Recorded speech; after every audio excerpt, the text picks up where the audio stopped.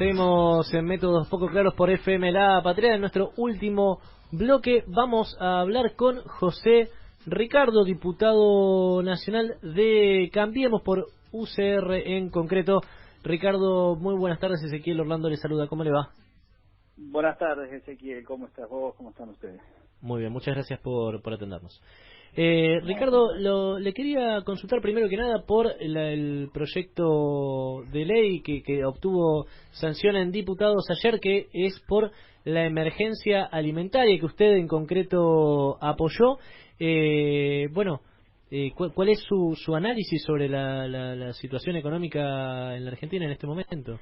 Bueno, la situación económica, por supuesto, para decirlo en una palabra que todos entendemos, cada devaluación, cada sacudón económico es meterle la mano en el bolsillo prácticamente sobre todo los sectores sin trabajo, más vulnerables, con menores salarios, a todo el mundo, pero se sufre más cuando las condiciones de ingreso son las más difíciles. Entonces, me pareció que fue y por lo tanto la oportunidad y tener la sensibilidad, digamos, política y social de que cuando la cosa viene mal tenemos que desde la política ahondar y extremar los esfuerzos para dar soluciones que a lo mejor no son de fondo, pero sí son paliativos necesarios ya hasta que se puede discutir un escenario de desarrollo y económico, digamos, diferente. Así que me pareció que fue un buen ejercicio de la política, una demostración de que algo que pudo haberse leído en clave electoral primero, me parece que quedó claro para todos, para la gente y para todos nosotros, que cuando hay necesidades hay que tratarlas y rápido, y no los comedores, la asistencia social, la ayuda, todos los porcentajes que le puedas poner siempre son exiguos. Así que bueno, creo que ha sido un importante aumento. Ya había habido un aumento anterior, de manera que sumado los dos, un aumento importante del 50%, y ahora un 50% sobre la partida total, es como prácticamente 10.000 millones de pesos más. Me parece que es bueno, una noticia, y además que se pudo transitar, yo creo que con altura política. Es un momento del país donde la gente tiene que ver a la clase política mucho más pensando en las cosas a solucionar, en el estado de la gente, en cómo se llega a fin de mes bien, en cómo se llega a calma social, y no tanto en la elección, en lo electoral, ¿no? Ahora, Ricardo, sí, no, en eso coincidimos completamente. Ahora, ¿cómo llegamos a esta situación en la que aumentó la inflación? Quizás llegue al 60% interanual para diciembre.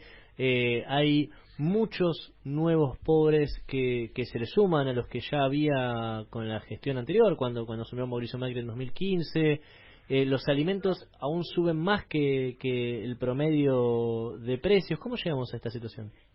Sí, llegamos por, digamos, un manejo desacertado de la economía, claramente. O sea, eso es la primera reflexión que hay que hacer. Estamos en un país donde conviven y disputan sectores económicos muy poderosos la torta, ¿no? Y además con un sistema político que tampoco le agrega certidumbre. Creo que no somos un sistema político hipermaduro.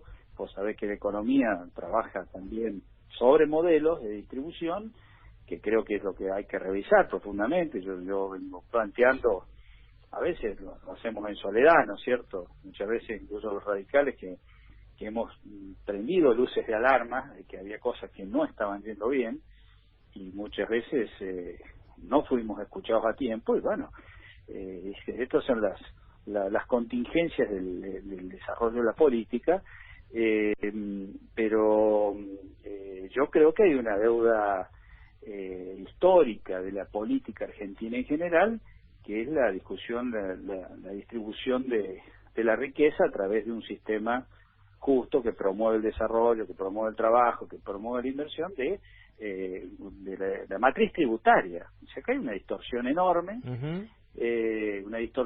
incluso iniciativas que a veces son muy buenas, muy loables, como por ejemplo el tema de tratar de reducir el IVA a los alimentos de la canasta familiar, ¿no es cierto? ¿Quién va a estar en contra de eso? Pero vos imaginate que en el barrio, yo vivo en San Luis, vivo en un barrio común, voy a comprar la verdura a una cuadra de mi casa, porque además me gusta ir a hacer de comer tantas veces como puedo, y voy a comprar las papas, qué sé yo, un kilo de zanahoria, lo que fuera, y ahí en ese negocito, y en el kiosco donde a lo mejor voy a comprar otra cosa porque está cerca, ahí no está el postnet, ¿viste? Claro. Se vive otra realidad, como en grandes barrios y barriadas de todo el país, de los conurbanos de todas las ciudades. ¿Qué quiere decir? Que a veces vos haces una medida que tendría que llegar al bolsillo y tendría que hacer una reducción efectiva del precio de los alimentos básicos, y que no llega y termina beneficiando a sectores que a lo mejor no lo necesitan tanto, ¿no? Que gente puede ir a lo mejor a un shopping, a un supermercado, o tiene otros medios para moverse. Imagínate en un pueblo del interior de nuestra provincia, de otras provincias. Entonces, acá hay te digo como un ejemplo, pero hay una discusión de fondo que es el primer estadio de la distribución de la riqueza, que es una matriz tributaria justa. Y eso me parece que lo tenemos pendiente y hay que plantearlo para adelante, ¿no? Porque lo que nos está pasando, crisis recurrentes, yo soy optimista en el sentido de que creo que la deuda argentina todavía sigue siendo la deuda que había, la que se le sumó, sigue siendo una deuda que es, digamos, que es muy manejable en términos de lo que es el país, las posibilidades, la posibilidad de desarrollo, el PBI. Es más político nuestro déficit, te diría, que de la capacidad de arreglar nuestras cuentas con el mundo, contra los acreedores. Es más político, más de incapacidad político y, digamos, de la, podríamos decir, de la burguesía nacional, que es aquel peso que está en el país y que puede transformarse en una fuente de trabajo, ¿no es cierto? Me parece que tenemos una clase empresarial también que no termina de estar consciente de que el destino de ellos está atado al destino del país. Claro, no del consumo interno. Sí solo, exacto. Del consumo interno de los propios trabajadores. Ahora, claro, quiero decir la necesidad de una clase empresarial mucho más consciente de que hay que trabajar con márgenes de ganancia menores, mayores volúmenes, más generación de trabajo. Ha sido una discusión que el mundo ya ha dado, y de todos los colores, y más a la derecha, más a la izquierda, más al centro, pero entonces nuestro sistema económico está atravesado por una cantidad de vicios que lo hacen inviable, ¿no? Y bueno, no soy economista, pero digamos, veo las cosas que ve cualquier, ¿no es cierto? Cualquier ciudadano, ¿no? Que convive con esta realidad. Estamos dialogando con José Ricardo, que es diputado de la UCR. Ahora, Ricardo, lo escucho a usted, yo no lo conocía a usted, le soy sincero, lo escucho y parece que estamos dialogando con un diputado opositor. ¿Usted se arrepiente de alguna decisión que ha tomado en estos últimos años? No, mira, mi forma de pensar, que me conocen como radical, he sido militante universitario, siempre abrevado en la democracia social y podríamos decir, he sido alfonsinista, aquellos valores, sé que eso te puede explicar mucho mi posición y además mis preocupaciones y también mis angustias, ¿no? Porque muchas de estas cosas que veíamos que podían pasar se advirtieron, vos sabés, el tema del manejo de las tarifas, el tema de un Estado también más custodio En Argentina no puede decir que el mercado lo controle todo. Eso lo puede decir en un país ya que ha pasado etapas, que ha logrado superar las crisis. Pero acá yo creo en un Estado custodio de los intereses.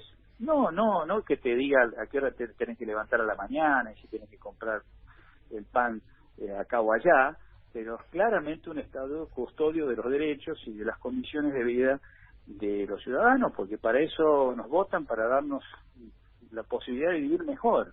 ¿Está angustiado usted con esta situación? Creo que eso... Sí, te escucho. ¿Está angustiado? Le preguntaba a usted por esta situación que justamente le comentaba. No, estoy angustiado por la situación de la social, no. Claro, a eso me refería. Las elecciones es un tema secundario, por eso yo te digo... No, me refería a la crisis económica. Sí, por la situación social, sí, porque bueno, sabemos, y no hace falta que... Yo vivo en una provincia donde hay pobreza, aunque se promocione lo contrario, y la verdad es que te angustia mucho que en la clase política argentina no estemos lo suficientemente esclarecidos para derrotar este flagelo, y que a veces lo hagamos cuando tenemos señales de alarma que algo no va, no reaccionemos a tiempo. Yo te digo sinceramente, como radical, sí, acompañado, yo creo que ha habido muchos logros, digamos, que se han hecho en este periodo, como en todos los gobiernos. Siempre he valorado, digo, todo gobierno creo que tiene aciertos, errores. Pero bueno, el acentuar los logros, evidentemente no ha sido suficiente para convencer al electorado y a la gente. Entonces, yo soy de la posición de que cuando las urnas te dicen una cosa, como que te dicen, no estoy de acuerdo con lo que estás haciendo, es porque estás haciendo algo mal, no es porque la gente está equivocada. Claro. No estás haciendo algo mal y tenés que profundamente replanteártelo, sin enojo, sin ningún tipo de problema, porque... Y bueno, creo que eso me ha faltado, digamos, al seno de Cambiemos, una reflexión madura, y creo que me parece que sinceramente a veces ha habido un entorno del presidente. Yo he compartido muchas reuniones de gabinete, presido la Comisión de Educación, te imaginas, he hecho como 200 proyectos y hemos movilizado cosas que no puedo creer que no hayamos ido hacia adelante. Por ejemplo, la ley de acceso, te quería hacer una mención sobre el presidente. Lo he visto siempre muy consciente, muy comprometido con lo que se quiere, con lo que quería lograr, ordenar mejor un país y todo. Y a veces a lo mejor tenés ministros que están menos con los pies en la tierra que el propio presidente. Y yo creo que en algunas cuestiones, incluso con el tema electoral, lo digo positivamente y como miembro de un espacio político, pensando que puede mejorar la elección y aún ganarla, ¿no es cierto? Pero prefiero tener los pies sobre la tierra y mirar las cosas que no hicimos bien, porque nos toque gobernar o no, ya como radical, yo quiero un radicalismo con otro protagonismo nacional, sin excluir ningún acuerdos, alianzas, pero deseo un partido que primero haga una agenda moderna y que se ponga los pantalones largos y se digamos aboque a ocupar un espacio progresista, socialdemócrata muy importante, que creo que sería una gran contribución a la Argentina. Como ejemplo concreto de las cosas que me quedan que se podrían haber hecho para beneficio de todos, es la ley de acceso. Nosotros hicimos el dictamen en el año 2016, estuve prácticamente 6-7 meses buscando consensos entre todos los miembros de la comisión para sacar la ley de obligación, dicho así, a lo mejor pierde un poco de sentido, que es el acceso público a la sala de tres, ¿no es cierto? Es decir, los jardines públicos y la obligatoriedad. La obligatoriedad porque ahora están en salas de 4, sí. Claro, la sala de 3 que vos sabés que como no como obligatoriedad para la gente, sino fundamentalmente para el Estado, de dar las condiciones en todas las provincias del país, que los chicos de 3 años, que sabemos que es un capital cultural enorme para el futuro, puedan tener un jardín público en todo y cada uno de las ciudades, como fue la gran 1430 y la gesta de la educación pública nacional. Bueno, avanzamos con el dictamen, logramos la media sanción, lo modificamos el proyecto del Poder Ejecutivo, que se lo quedó mejor, y después fue al Senado, y durmió en el Senado. Y te digo que diputados propios, nuestros, o senadores propios, que no sé por qué razón no nos animamos a avanzar, que sí, que las provincias no les gusta, que eso, pero lo cierto es que habíamos sacado media sanción en diputados, y hoy es una cosa evidente necesidad y de inversión para futuro lograr una ley donde en todos los estados provinciales y el Estado Nacional promueva la educación, el ingreso a la educación a los 3 años, ¿no? Completamente Bueno, de acuerdo. sí. Ahora usted comentaba también el tema de la deuda, que es más que nada de los políticos, ¿no? Usted forma parte de la UCR, por lo tanto Y de también los empresarios. Sí, también, sí, exacto. Pero le quería consultar ahora por los Sí. políticos, porque con el tema de la primera pregunta que dice que es la ley de emergencia alimentaria, hubo varios políticos que forman parte de la misma alianza que usted, que es Cambiemos, como por ejemplo Héctor Flores, que dijo que el hambre es un concepto y que cada persona lo siente como quiere, o la ministra de Seguridad Patricia Bullrich, que dijo que existe hambre en la Argentina y que para eso la gente puede ir a los comedores.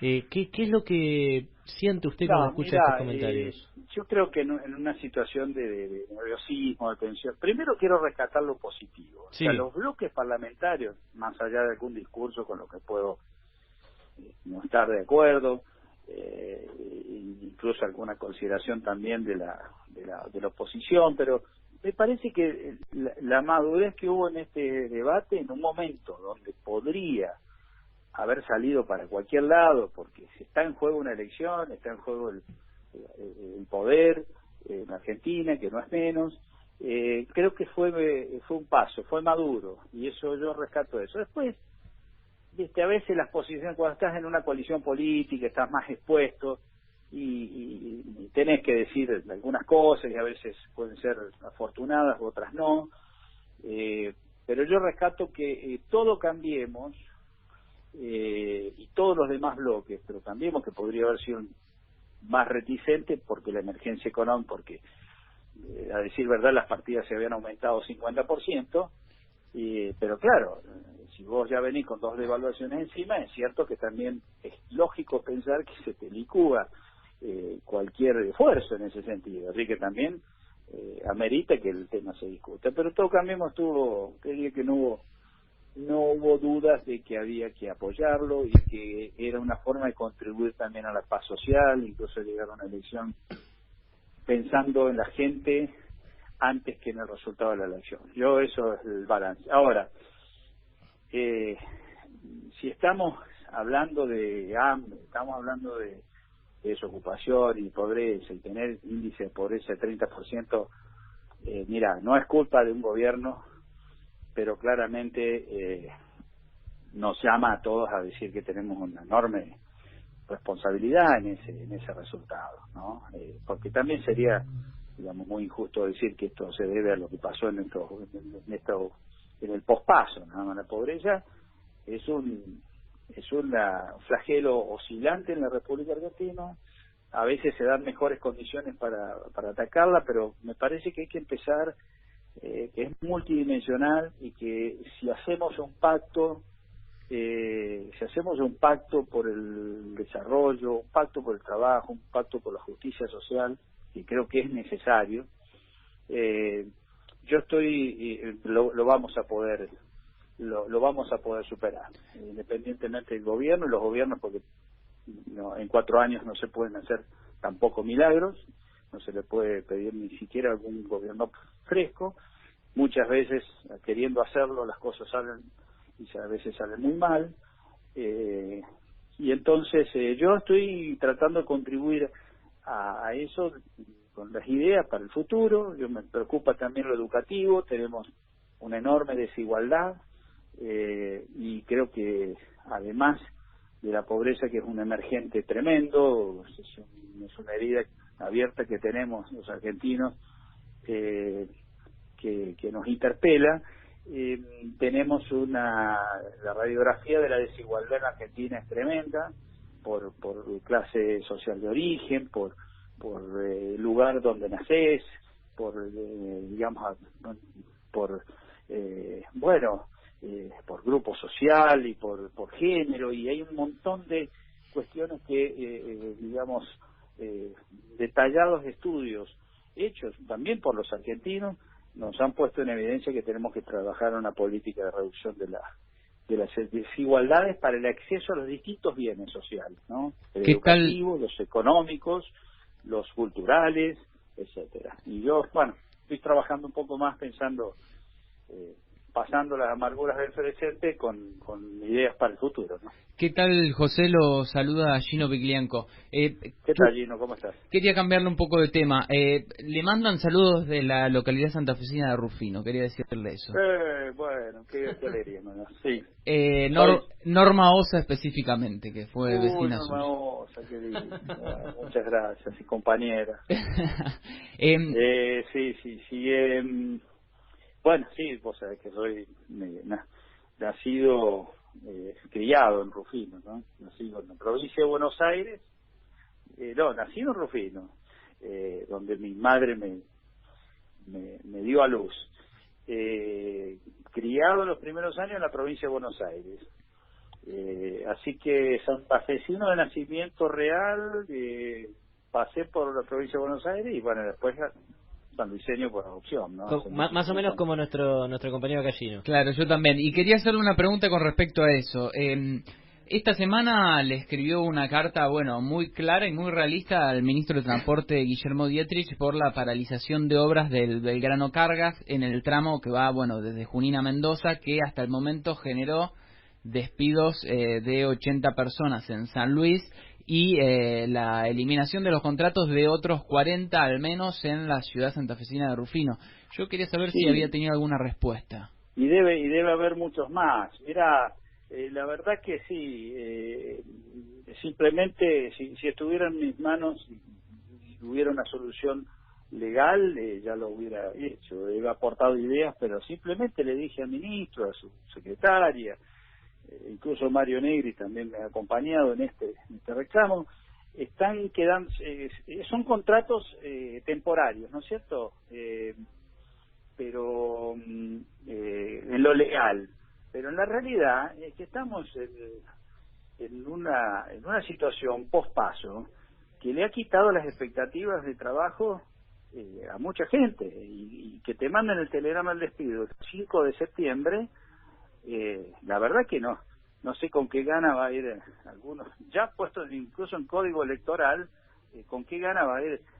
Son 80 familias en Justo de Araque, imagínate, que es un pequeño pueblo de la provincia. El impacto social y económico es tremendo. Y lo simbólico es, mirá, si después de haberte pegado una paliza en las PASO, no te sensibilizan esas cosas, me podrías pensar, ¿qué será si me mandás el telegrama de despido después que perdiste una elección por paliza? ¿Qué será si ganás la elección? ¿Qué puede esperar esa gente si ganaras la elección? Lo pongo en términos muy crudos.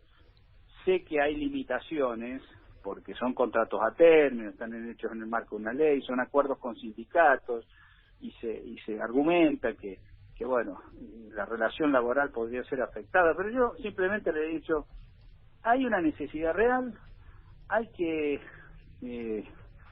directamente prorrogar esos contratos o buscar nuevas funciones para esos contratos, que es el arreglo. Acá por lo menos ya tengo una a la vista, que es toda la estación de transferencias de carga de Justo de Araque, que hace 100 años que no se renueva. Ahí hay trabajo para no un año, para 2, de manera que se pueden rehacer esos contratos, y simplemente hay que buscarle la forma legal. Para decirlo más crudamente, si se pudo nombrar un ministro de la Corte por decreto, me imagino que deberá haber una forma de extender los contratos sin incurrir en ninguna ilegalidad de estos trabajadores y muchos otros. No he recibido respuesta todavía, ojalá lo hubiera recibido, pero no la tengo. Seguramente habrá alguna respuesta burocrática que dé explicación a la situación, pero a mí me interesa lo social. Conozco a las familias, es decir, conozco hasta hasta los chicos que están trabajando, porque están cambiando rieles y durmientes en las vías perdidas acá en el medio de la nada, en las estaciones avanzadas de Nueva Escocia, lugares donde para encontrar una persona en el campo tenés que caminar varios kilómetros, y por decirte en condiciones muy muy adversas, ¿no? Y ganando 17.000 pesos por mes, o sea que bueno, pero ya te digo, ojalá estuviera en mis manos resolverlo, y trataría.